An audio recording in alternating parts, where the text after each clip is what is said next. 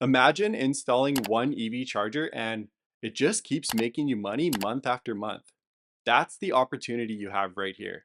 And in this video, I'll show you exactly how to turn one smart decision into real passive income.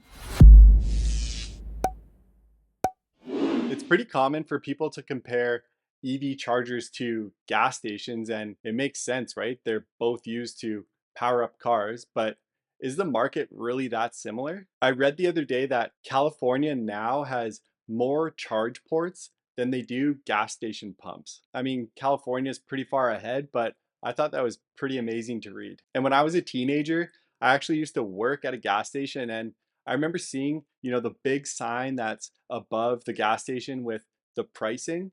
And we could always see the other gas station that was half a block away that also had pricing. And it's almost like you were competing on how much the price was at a gas station that could be an easy decision between the two of them. So if you enter the EV charging business, is there going to be tons of competition? Is it oversaturated? Can you still make a lot of money here? And the answer is yes. Not only is there not that many EV charging companies, there's really only a handful.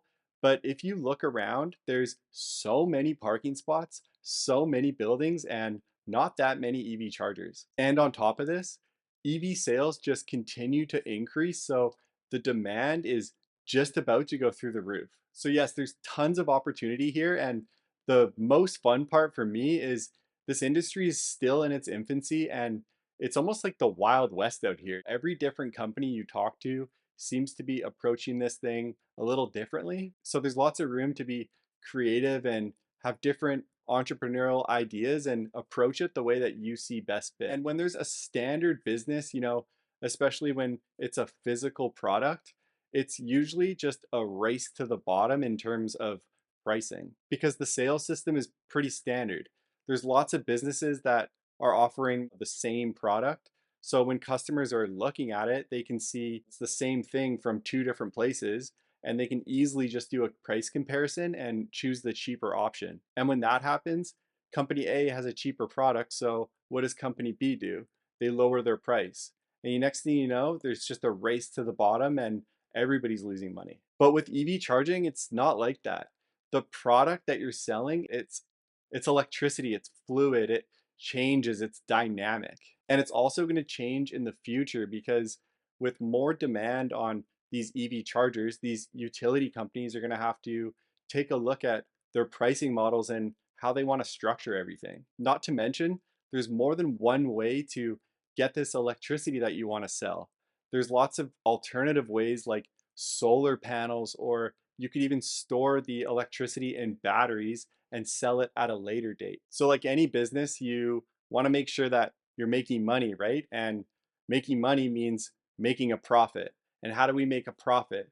We essentially are trying to buy something for as cheap as possible and resell it for as much as possible. I mean, that's my super basic explanation of how cost and sell prices work, but you get it. So, if electricity pricing is fluid and it's always changing, there's peak hours where it costs more because everybody's pulling from the grid, or there's lower demand times where electricity is cheaper. Then how do we make sure that we are buying our electricity for as low as possible so we can resell it for as high as possible? Well, you're not the first person to wonder this, and there's actually some really cool technology that can help us with this. So there's something called a battery buffer, and a really basic explanation of this is it will collect the electricity for you when it's cheapest and store it for you so that you can sell it when it's most expensive and make the most amount of money. Now, these battery buffers are mostly for DC fast chargers because